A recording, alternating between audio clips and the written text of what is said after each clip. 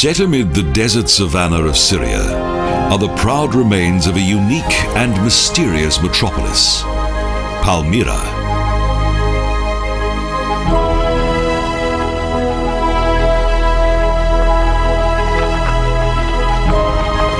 The legendary ancient city was built in this area due to the existence of an oasis, Tadmur.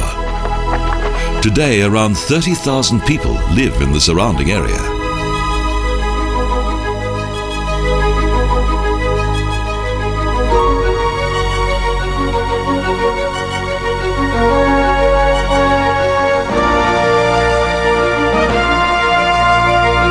The entrance to the ancient oasis city is a monumental triumphal arch, Hadrian's Gate. It dates back to Roman times. The Romans did much to influence Palmyra's architecture.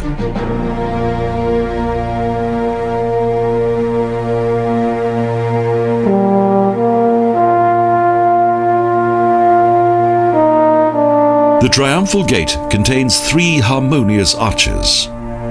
It was built at the command of Emperor Septimius Severus in around 200 AD. Beyond it was a street flanked by columns.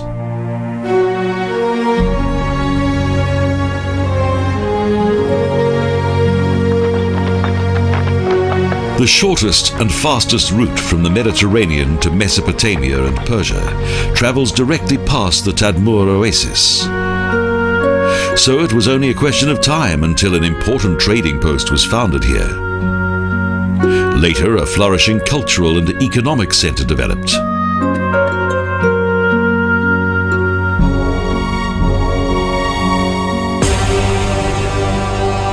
Both then and now, the Great Colonnade was the splendid focal point of Palmyra. This street was laid in the 3rd century AD.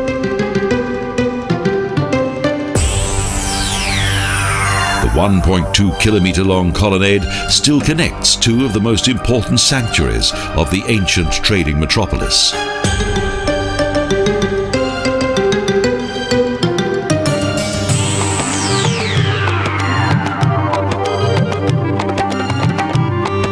In contrast to many other fine Roman streets, the Palmyra colonnade is not straight, but contains several twists and turns.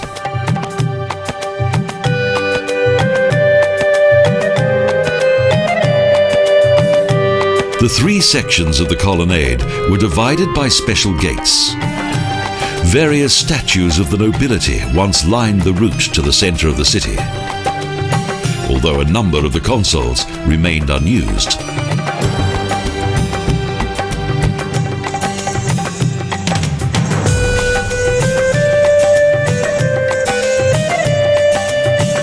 Palmyra's high season lasted only a short while.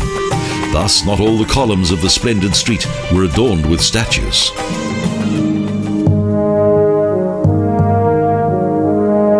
The section close to the Triumphal Gate is the most well preserved. Although it took some time, various archaeologists managed to reconstruct the impressive columns.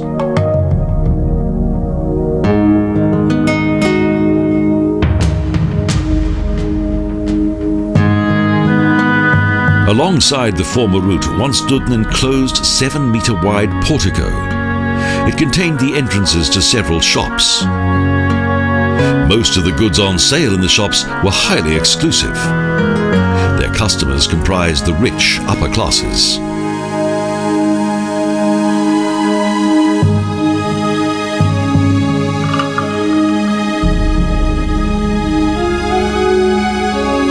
In some stores, it is still possible to see the names of their former owners, as well as the names of various luxurious products.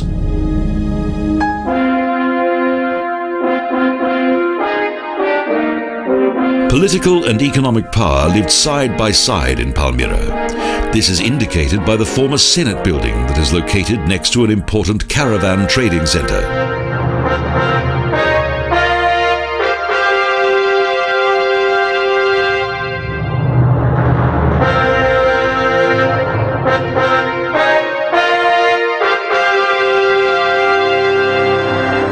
"4,000 years ago, trade was important in Palmyra. The The city was first mentioned in 1950 BC on one of the ancient Assyrian clay boards of Kultepe.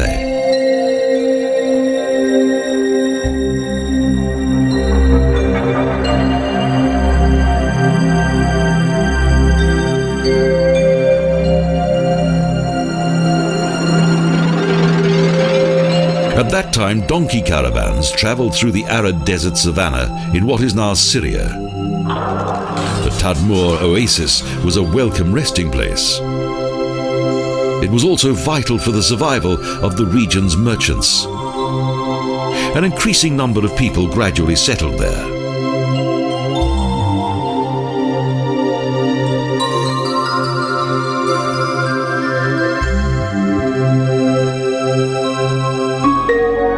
During the Hellenistic period, this modest settlement grew into a full-blown city, and Tadmur became Palmyra.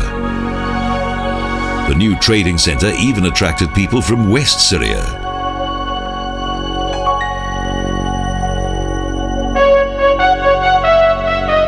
While following the Great Colonnade in a southerly direction, there is a most impressive building that dates back to late Roman times.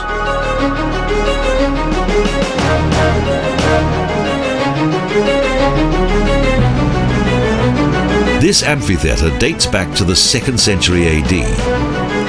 Along with the market square, the Agora, it was the centre of public life. A large section of the amphitheatre has since been restored to its former glory.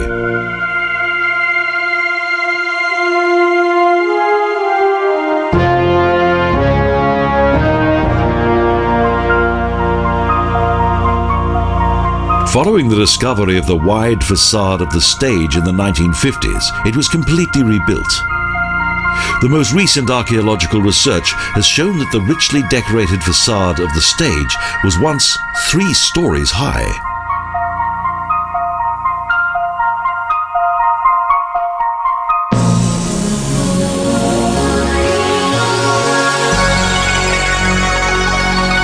In addition to the 9 rows of seats that are visible today, Palmyra's amphitheatre once had around 20 more rows of seats, supported by a timber framework. Unfortunately, it no longer exists.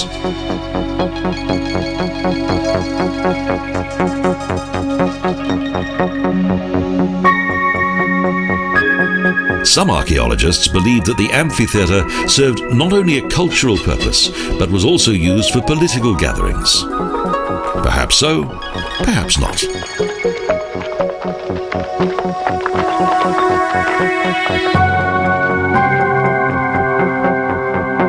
But the fact that the Senate building is situated close to the amphitheatre does appear to indicate that it could have served 2 purposes.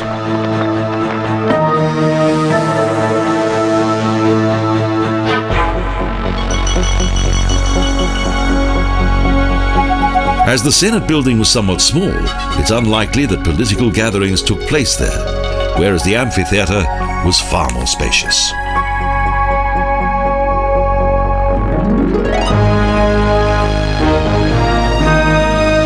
The order of the seating during each performance was strictly adhered to. It was extremely hierarchical.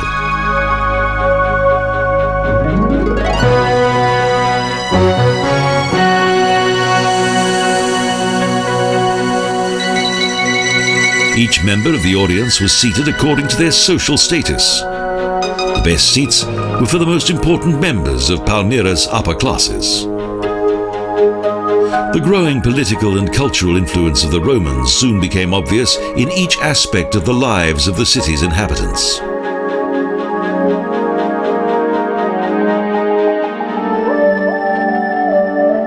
Close to the former Agora, the former square in which the city's inhabitants held their weekly market since the 1st century AD, is one of Palmyra's architectural landmarks, the Tetrapylon.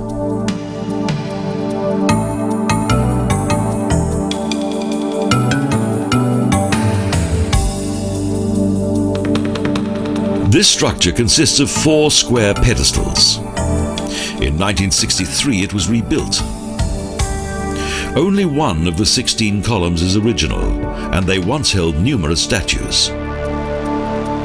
The rebuilt columns were made from coloured cement so that they would blend in with the building.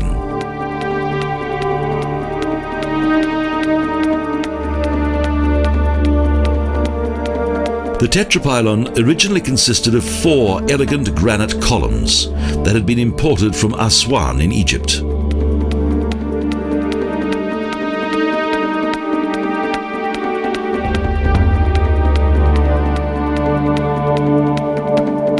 This impressive building can be seen from a distance.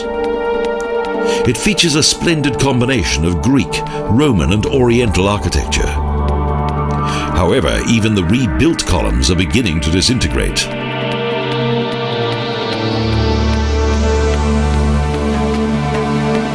The Tetrapylon lies directly on the junction of the Great Colonnade and a side street.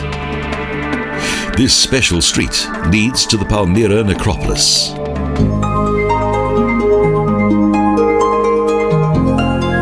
As the Roman Empire expanded further east, Rome became increasingly aware of the economically successful desert city.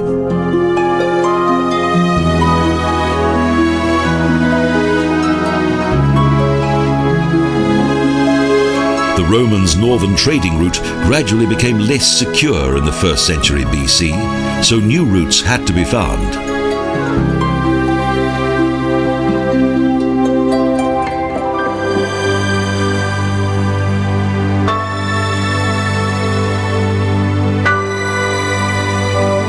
The transport routes from the Mediterranean area and the Far East were located further south. They also passed through Palmyra. The oasis city took full advantage of the Romans' trading routes.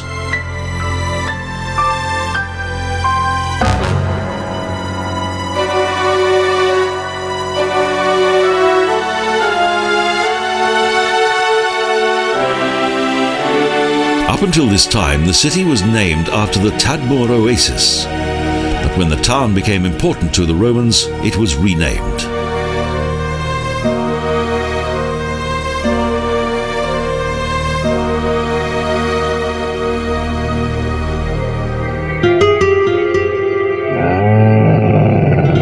At the beginning of the rule of Emperor Tiberius in the 1st century AD, the trading metropolis was given its new name, City of Palm Trees.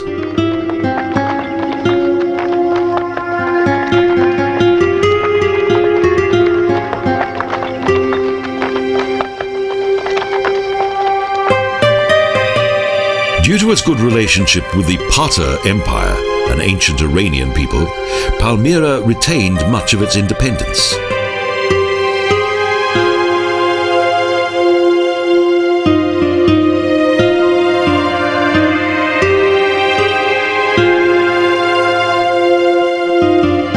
Over the course of time, the city became a mediator between both empires, a function that had both political and financial advantages.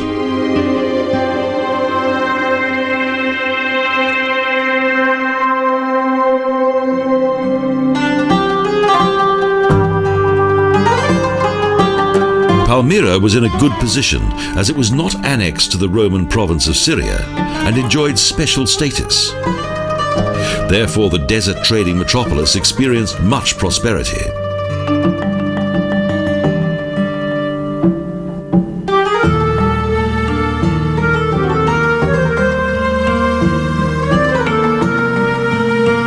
When the Romans and Parthers were enemies, the representatives of both empires met on the neutral ground of Palmyra.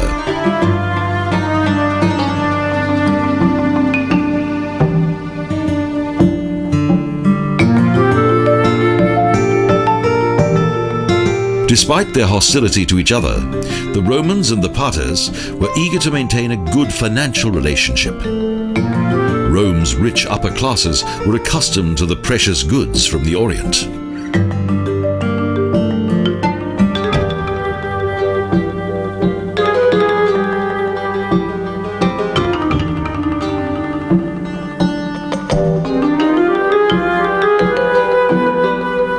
Thus, it was essential to have a good relationship with the Parthers, and various Roman diplomats resided in the city.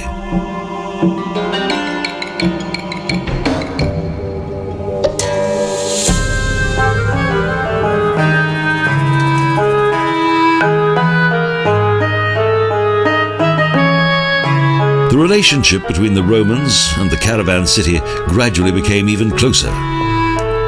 In 106 AD, under Emperor Trajan, Palmyra became a province of Rome. The city was obliged to provide military aid, something that was to have far-reaching consequences.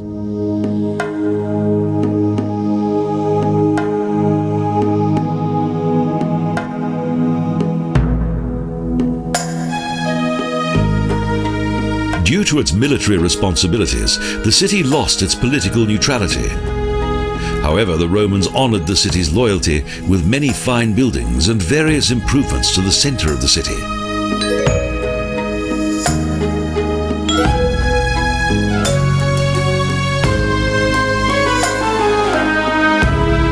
But if Palmyra had not been a center of politics, it would have only been an ordinary Roman town with modest trade and a simple lifestyle to boot.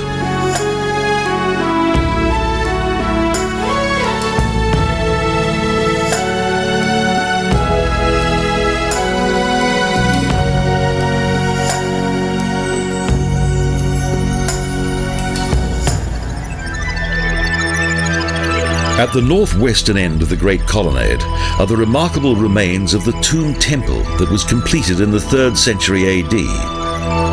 The facade of the building and its tomb chambers that lie within the subterranean temple have been restored.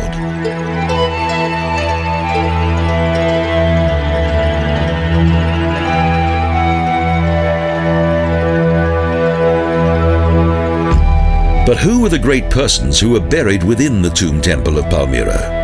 This is still a mystery. The fact is that the city's inhabitants used other buildings to bury their dead.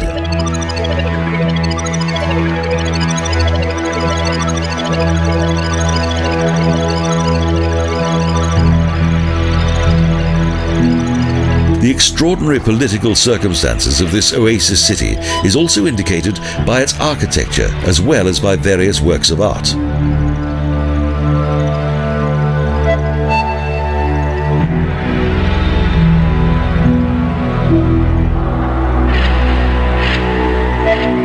Palmyra's works of art are too comprehensive and diverse to have been the creation of just one city. Indeed, the influence of the Greeks, Persians, Romans and Parters are each united here.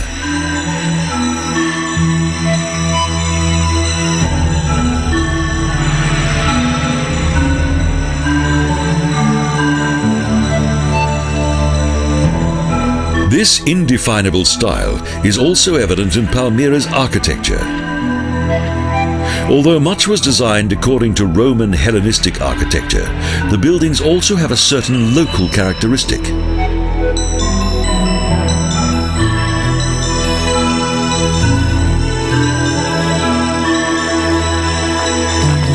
Despite the increasing influence of the Romans, the city's cultural association with the Near East was always omnipresent due to the many caravan trains that traveled through the city.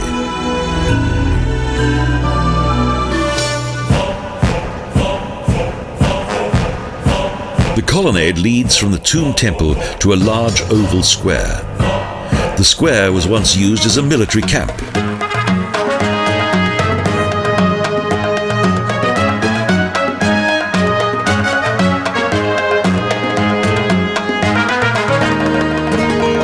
According to an ancient inscription, the camp was founded by the Roman Emperor Diocletian. Historians believe that well before the 3rd century AD, the city also contained a garrison.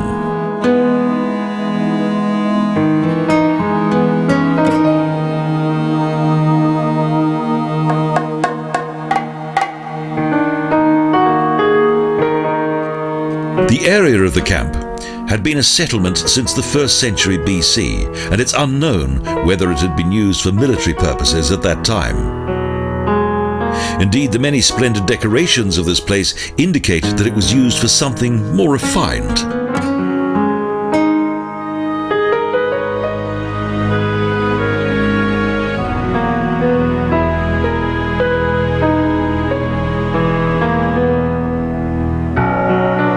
Perhaps the palace of Odin and Zenobia once stood here. the splendid residence of Palmyra's mysterious and famous royal couple who finally caused the demise of the city at the end of the 3rd century AD, has never been found.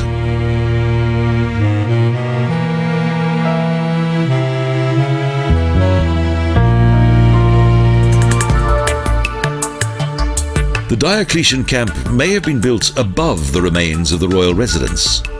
This is the theory of various historians, but they have been unable to prove it. Here there is much that will probably remain a mystery forever.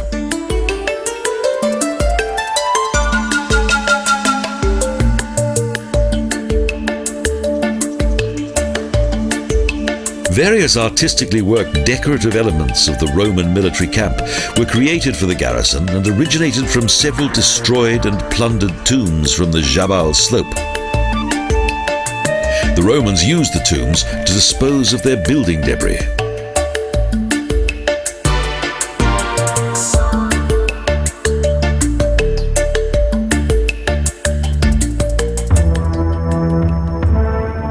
The many well-preserved columns in the Diocletian camp were once part of the flag sanctuary, a central place of culture within the complex.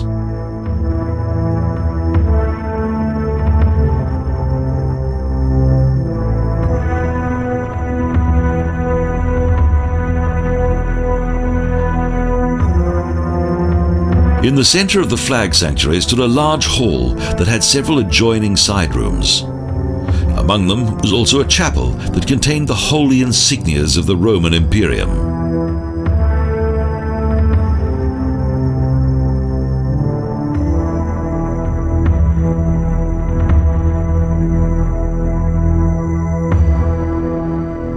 The flag sanctuary is situated in a beautiful location. From here there's a wonderful view across the ancient city.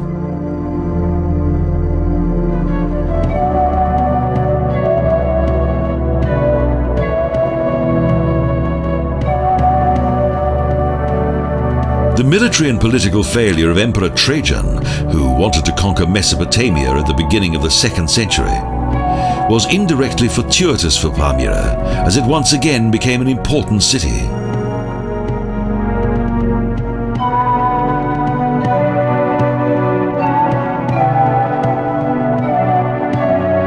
Trajan had overestimated his ability to conquer the eastern regions. During the Parta campaign, he fell ill and on his return journey to Rome, passed away. In 117 AD, Hadrian became his successor.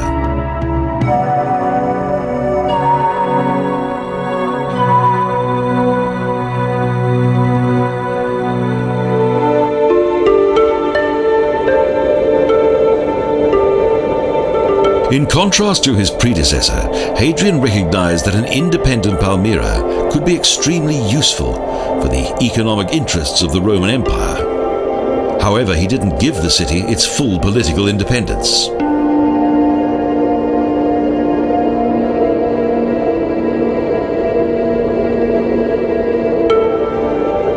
The city's renewed economic independence soon brought it renewed prosperity.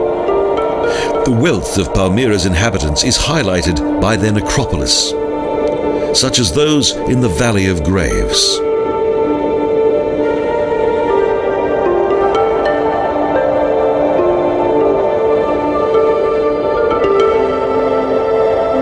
The tomb towers here have the typical architectural design of the old necropolis of Palmyra, but little is known of their cultural background and original construction.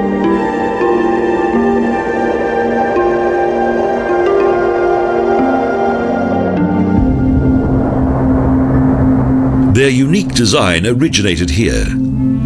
It's believed that it was here where most tombs were built in the 1st century BC.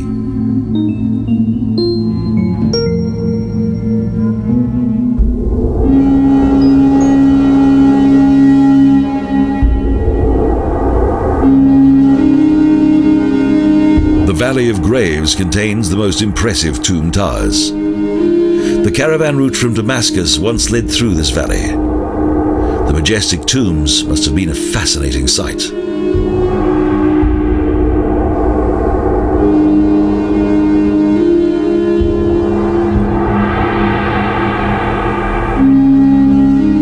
But it was only the rich who could afford such splendid tombs. Today, only a few towers remain. Most of them have collapsed over the centuries, and those that remained were used as building material.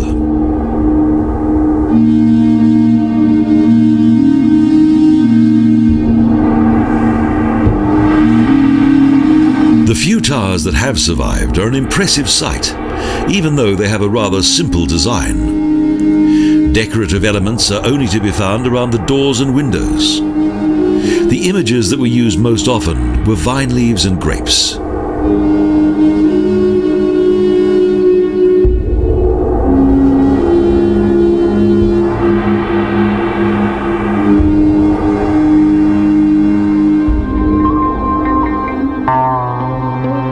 Over time, the towers were built higher and higher. The tomb tower of Jamliku was once 5 stories high and contained around 200 burial niches. Each tower housed several of the dead.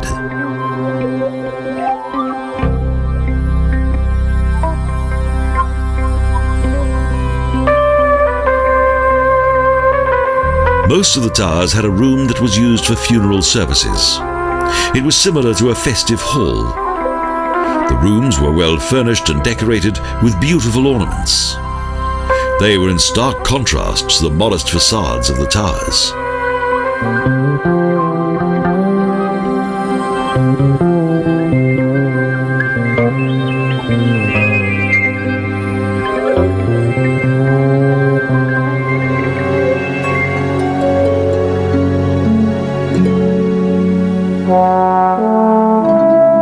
The dead were presented with various gifts.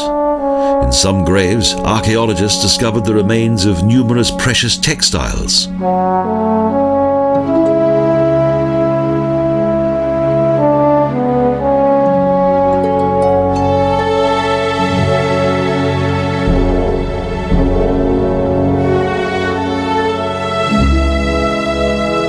Although the city was soon influenced by Western culture due to its trading connections, the traditional ceremonies of Palmyra's tomb towers were practiced for many years.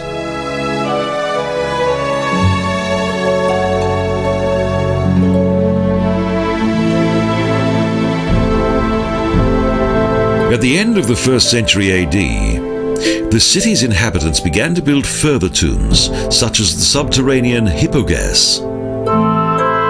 These grave temples were influenced by those in the West and became important in the middle of the 2nd century. One of the most beautiful and most visited tomb towers in the Valley of Graves is the 4-story high Tower of Elabel that dates back to 103 AD. It is a combination of tomb tower and Hypoaeum.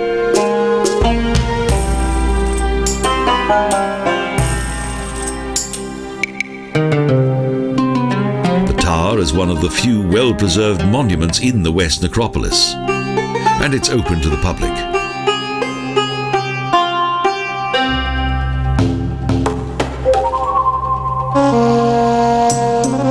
The Tower of Elml once contained almost 300 urns. The ground floor ceiling is particularly striking.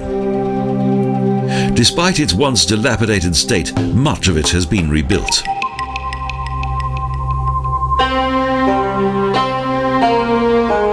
Various headless statues indicate the destruction that once took place here, but it's not known whether it was the Romans or the Arabs who were responsible.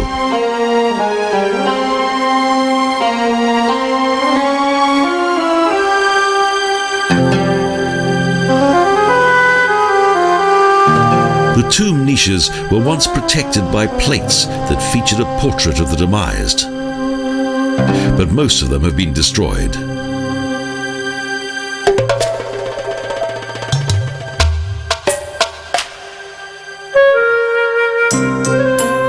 Under the rule of Hadrian, as well as subsequent Roman emperors, the cultivated and proud citizens of Palmyra became increasingly wealthy.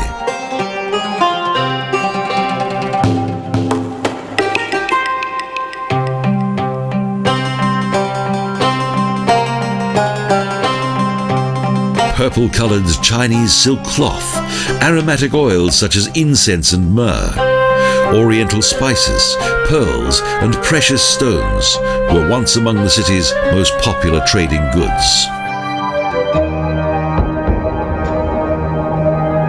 The southwest necropolis features one of the city's most famous tombs, the Hypoaeum of the Three Brothers. According to an old inscription, three brothers ordered the construction of this subterranean tomb.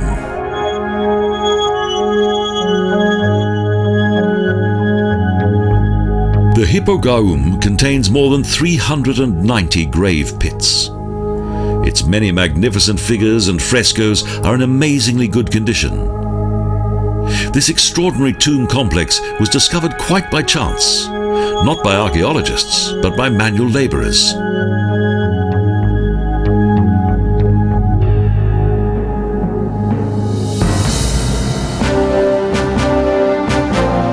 A short distance from the ruins in Palmyra's ancient city centre is a further well-preserved building, the Baal Shamin Temple.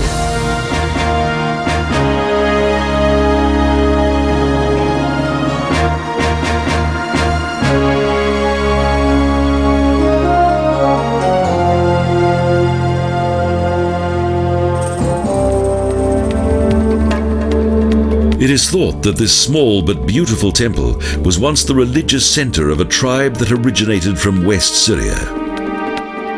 Baal Shamin means monarch of heaven, a deity that originally appeared in Phoenician culture.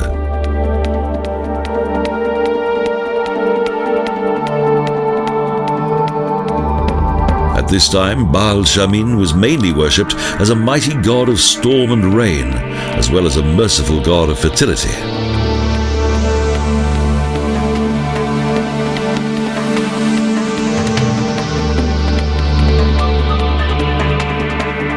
The Baal Shamin Temple has seen much change. The origins of the sanctuary date back to the 1st century AD, and it has often been enlarged.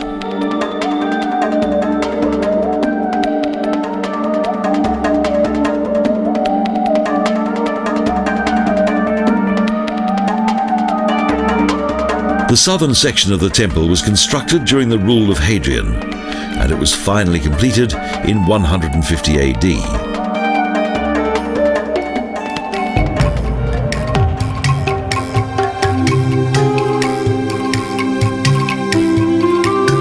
At the beginning of the 5th century, the cellar of the temple was temporarily transformed into a Christian church.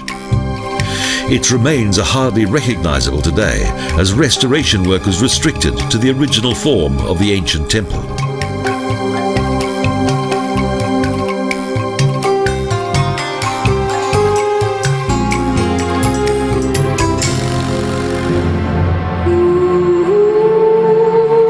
At the southeastern edge of ancient Palmyra is one of the main attractions of the legendary desert city, the Baal Temple.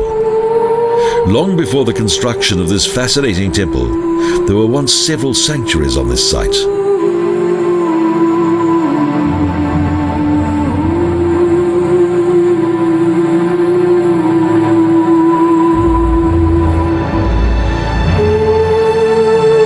The main god of this oasis city was worshipped here since the 3rd century BC.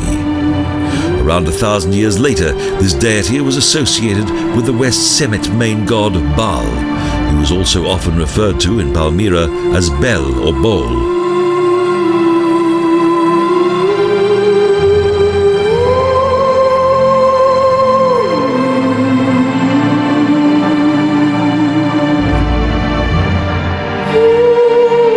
Most of the temple complex seen today originated during the 1st and 2nd centuries BC, when the caravan city was already an important trading metropolis in the Near East.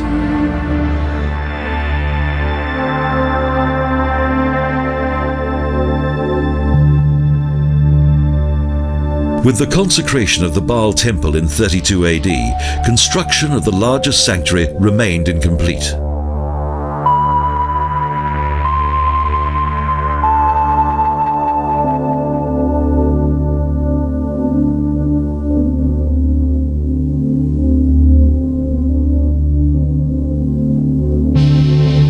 Next, a wall was built around the complex. Further improvements such as the addition of the monumental Western Hall and the proper land took until the 2nd century to complete. Despite its various periods of construction, much thought was given to the harmonization of its internal rooms.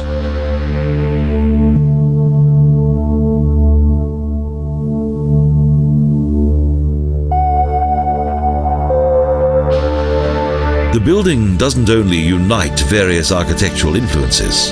The religion here also incorporated several beliefs, as the local population was derived from a number of ethnic tribes.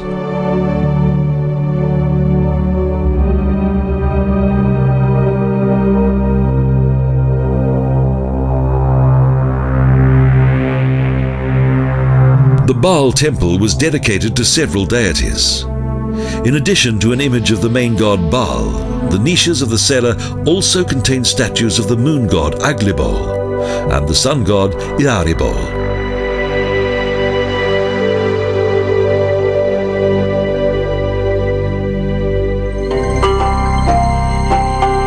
The square temple of Cellar was encircled by a great hall, with 15 columns on its long side and 8 columns on its shorter ones.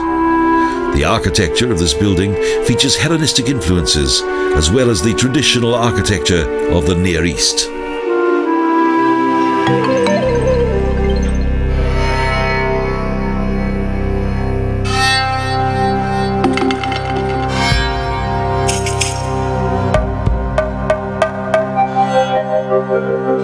Ionic columns reflect its cultural proximity to Greek antiquity, while the asymmetric design of the Holy of Holies within the temple are in stark contrast to the ideals of Hellenistic design. Thus, the Baal Temple of Palmyra emphasizes its uniqueness.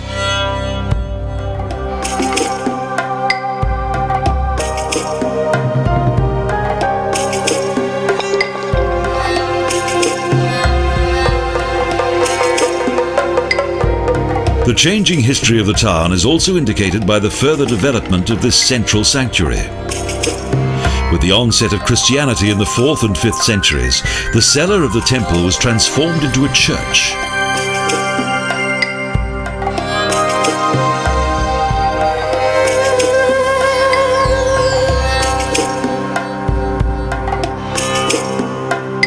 But with the immigration of the Arabs in the 7th century, the large temple complex soon served another purpose. The former Baal Temple and the surrounding holy district were used by the Muslims first as a fortress and later as a mosque.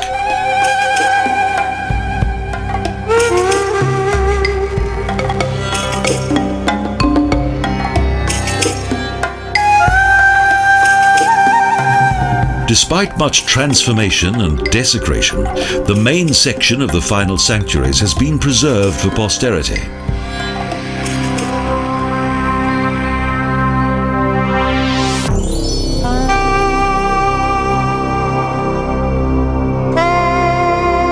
The reliefs of the Baal Temple still provide information on the deities of Palmyra. Thanks to these reliefs, historians have gained much information about the temple's former priesthood and cultural activities.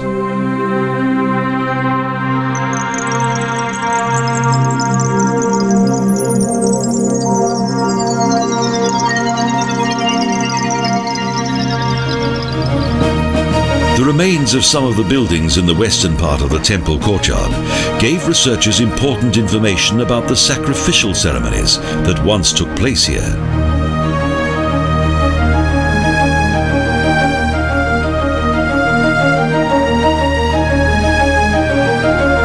In addition to the sacrifice of animals, sacrificial meals were also prepared in the temple district, as witnessed by a ceremonial hall now in ruins.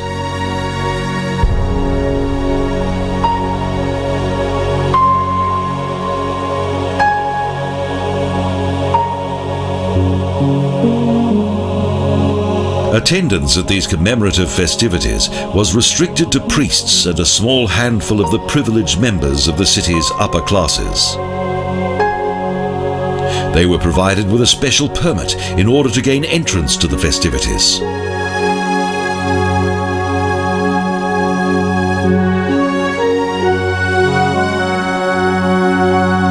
Archaeological finds show the permits were usually made of burned clay that was adorned with numerous divine symbols and prayers.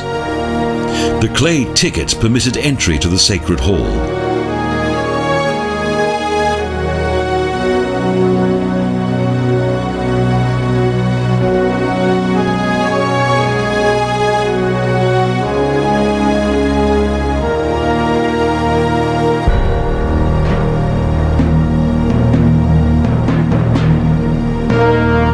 Splendidly decorated processions were an integral part of the religious rites of the inhabitants of Palmyra. They travelled up a wide staircase to the terrace of the Baal Temple.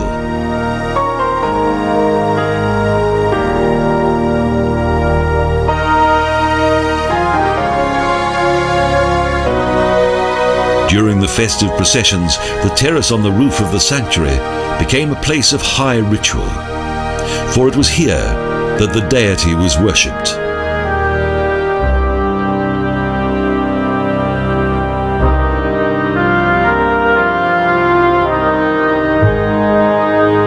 It's also believed that another procession carried a statue of Baal across the fields, so the city's inhabitants begged for rain and a good harvest.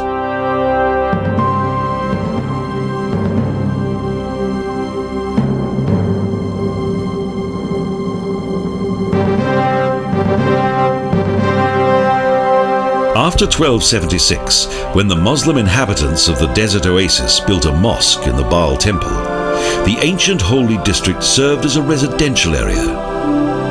It was not until 1929 that the village-like community that once lived here disbanded.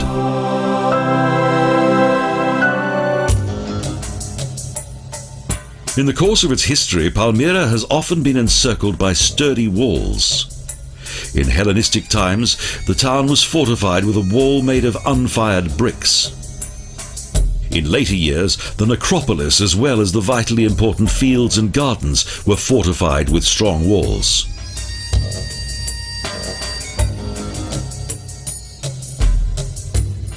The remains of the partly preserved city wall date back to the early 4th century AD and to Byzantine times. During the Middle Ages, the local inhabitants used vast quantities of stone as building material.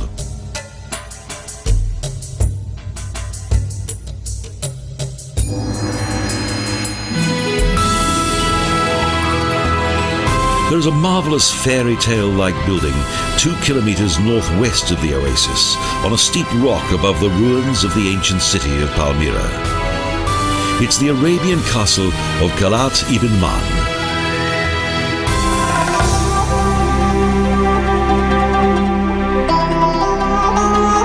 This castle was built above the foundation walls of a 12th century Seljuk fortress. Construction of the present bastion was ordered by a Druzic monarch, Fakir ad-Din II, who used the complex to fend off the Persians.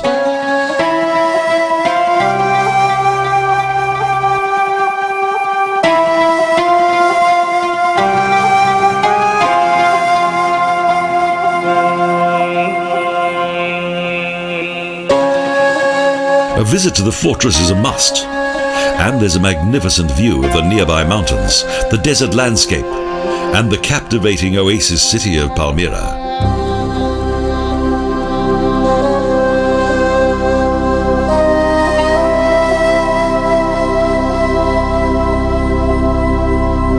However, the fortress failed in its purpose as it didn't protect the monarch as intended, because his plans to extend his realm displeased the Ottomans. And in 1635, the Fakir ad-Din was executed in Istanbul.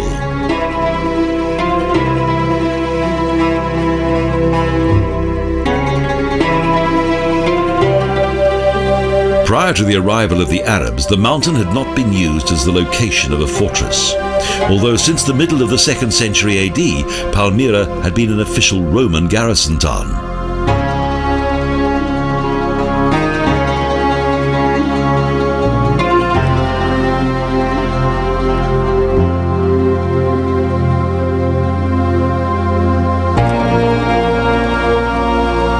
The Parter Wars highlighted the military importance of the city. which had to defend itself against the attacks of various nomadic tribes.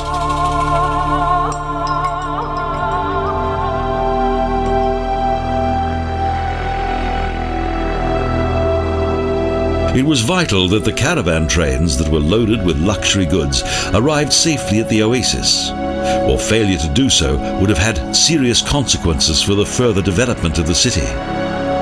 Thus, good defences were a necessity. All went well until the middle of the 3rd century.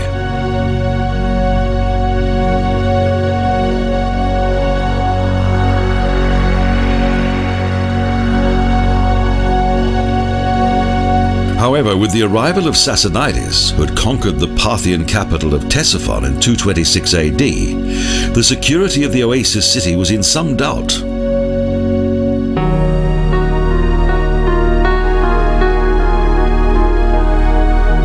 Due to the military advance of the Sassanides, trade and also the commercial independence of the town were endangered, as the old caravan routes that led to the Persian Gulf were no longer used for transporting goods.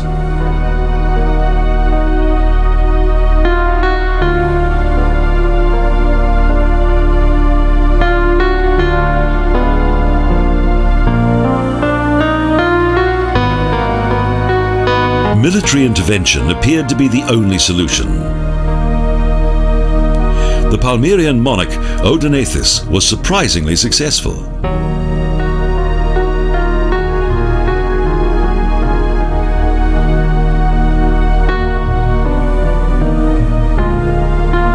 The Sassanidian army were jubilant about their victory over the Romans. On their return to Mesopotamia, they were attacked by Odonathus and defeated.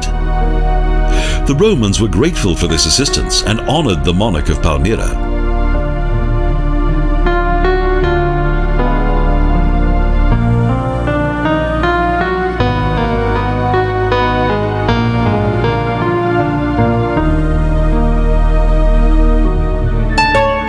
In 261 AD, Odonathus was given supreme command of all the Roman forces. He was named the King of all kings. But his rule lasted for only a short time. 6 years later, he was brutally killed by his son, Herodianus.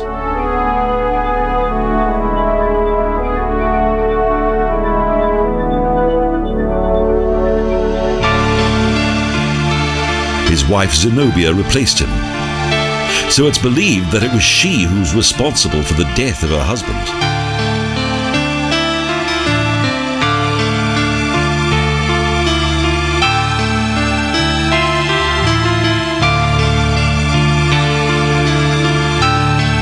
At first, the power-mad princess enjoyed much military success. Her Palmyrian realm soon extended from Egypt to Galatia, that is situated in what is now Turkey.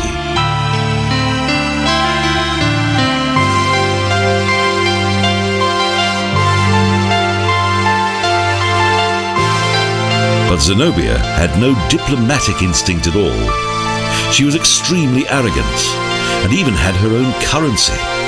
The patience of the new Roman Emperor Aurelian soon ran out.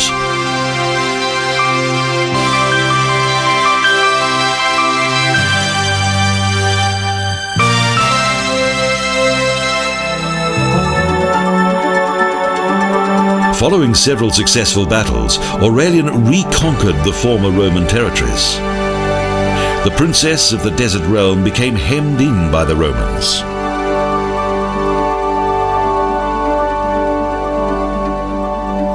In 272 AD, Palmyra came under Roman rule. 1 year later, after a failed revolution by its inhabitants, the proud buildings of the once wealthy trading town were destroyed.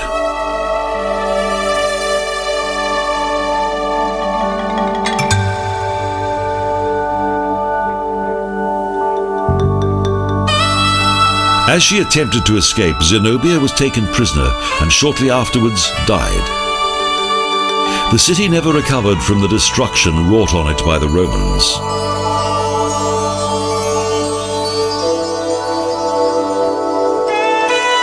Palmyra fell into oblivion, while other cities became important trading metropolises. But the ancient ruins of this oasis city are still a captivating sight. Since its discovery in the 17th century, the historic monuments of Palmyra shine out in renewed glory as an ancient reminder of a fascinating and mysterious epoch of desert history.